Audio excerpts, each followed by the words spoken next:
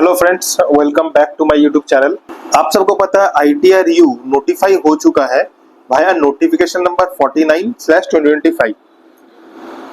ITRU में क्या changes था आप सबको पता था। फाइनेंस एक्ट 2025 में आप पिछला 48 मंथ्स का अगर आपने ITR फाइल नहीं किया है वो टाइम लिमिट को एक्सटेंड करके 48 मंथ्स तक कर दिया गया था।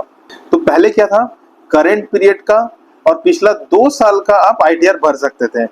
अब क्या कर दिया गया था, फाइनेंस एक्ट 25 में चेंजेस करके प्रीवियस 48 मंथ्स का means 4 years from the end of assessment year आप ITR अब भर सकते हैं भाया ITRU। दैट मीन्स अगर आप देखें इसमें, अगर हम फाइनेंशियल ईयर देखें, अगर आपका फाइनेंशियल ईयर 23-24 है तो इसका असेसमेंट कर ईयर कब हो क्या हो गया 24-25 से आप 31/3/2029 तक भर सकते हैं।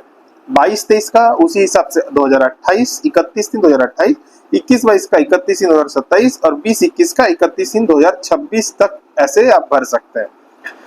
मीन्स इसका मतलब क्या हुआ, 4 years from the end of assessment year. अब आपको क्या चेंजेस इसमें और देखने मिलेगा, आप देखते थे जो एडिशनल टैक्स पेमेंट का कॉलम था ना, यहाँ पे आप पहले का ITRU देखिएगा। इस कॉलम में एडिशनल टैक्स लायबिलिटी में यहाँ पे पहले 25 और 85 दिया हुआ रहता था। ये क्या है मैं बताऊंगा, ठीक है। अभी क्या कर दिया है, 60% एंड 70% ऑल्सो इंक्लूड कर दिया गया है। आप समझे मेरा बात को। दैट्स मीन अगर आप फर्स्ट ईयर असेसमेंट ईयर में फाइलिंग फर्स्ट ईयर कर रहे हैं और उसका एडिशनल इनकम, फर्स्ट ईयर मतलब आपका डिले हुआ है, 1 साल डिले हुआ है, अगर आपका 2 साल डिले हुआ है, अगर आपका 3 साल डिले हुआ है, 4 साल डिले हुआ है, उसी हिसाब के आपको एडिशनल टैक्स पे करना पड़ेगा। यहाँ पे 25%, यहाँ पे 50%, यहाँ पे 60%, यहाँ पे 70%। किसका ऑफ, किसका tax plus interest, due of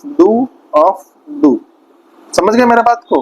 किसका tax plus interest, late fee यहाँ पे इंक्लूड नहीं किया गया है।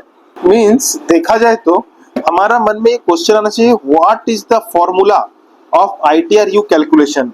ITRU कैलकुलेशन का फॉर्मूला ऐसे है, टैक्स पेबल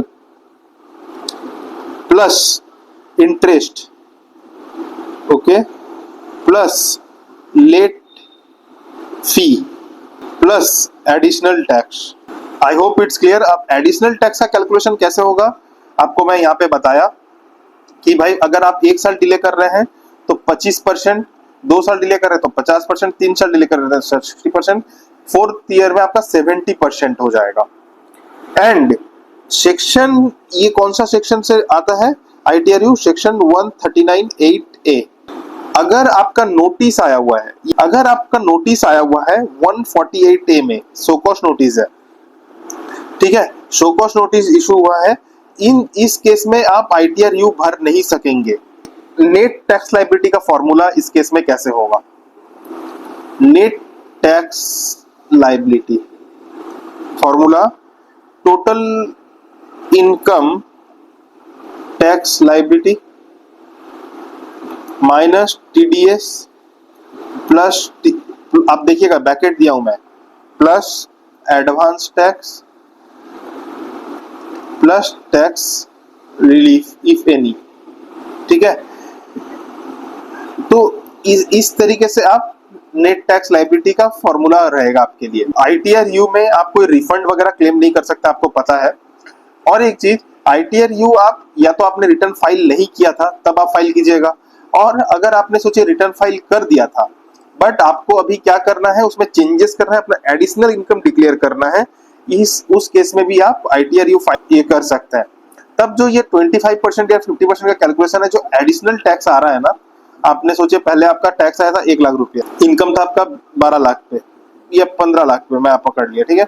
अभी आपने इनकम डिक्लेयर कर दिया, आपने कितना 17 लाख रुपया, बाद में ITRU भर के आपका 1,20,000 हो गया, टैक्स आ रहा है।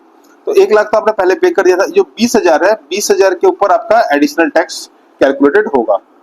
I hope you understand. ये था एक इंपॉर्टेंट टॉपिक आप लोगों के लिए। Thank you friends.